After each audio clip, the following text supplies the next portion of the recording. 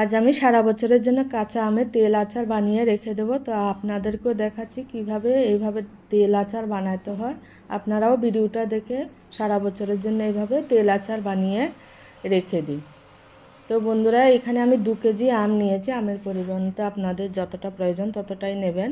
আমটাকে প্রথমে ভালো করে ধুয়ে আমের গায়ের জলটাকে ভালো করে মুছে শুকিয়ে নিতে হবে।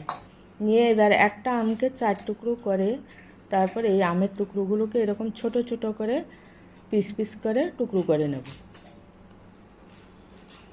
তো এইরকম করে সব আমগুলোকে আমি টুকরো করে নেব।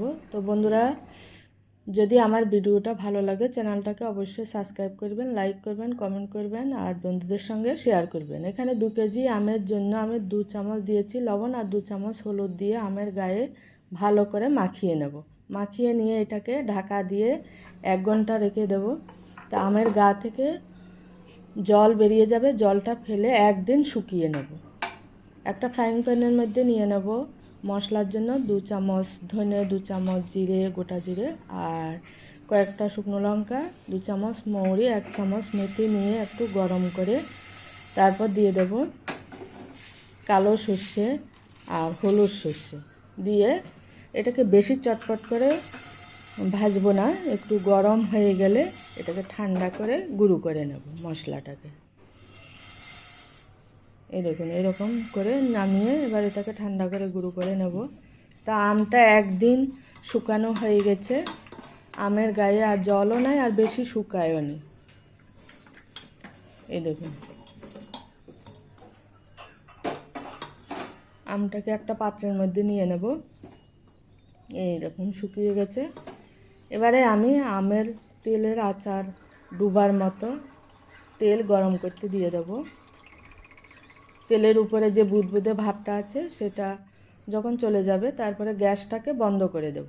গ্যাস বন্ধ করে এর মধ্যে দেবো কালো জিরে, জোয়ান, হিং আর চিলি ফ্লেক্স আর দিয়ে দেব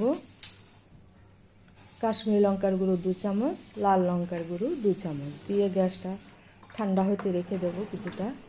এবারে শুকনো আমটাকে টুকরো করা আমটাকে একটা বোলের মধ্যে নিয়ে গুঁড়ো মশলাটা দিয়ে দেব আর কয়েকটা কাঁচা লঙ্কা দেব। এবারে তেলটা সর্ষের তেলটা দিয়ে কিছুটা দিয়ে ভালো করে আমের গায়ে উল্টে পাল্টে ভালো করে মাখিয়ে নেব। মশলার সঙ্গে মিশিয়ে নিয়ে তারপরে একটা কাচের বয়ম ভালো করে ধুয়ে শুকিয়ে কাচের বয়মের মধ্যে আচারটাকে ভরে তারপরে বাকি তেলটা দিয়ে ডুবো ডুবো করে রেখে দেব।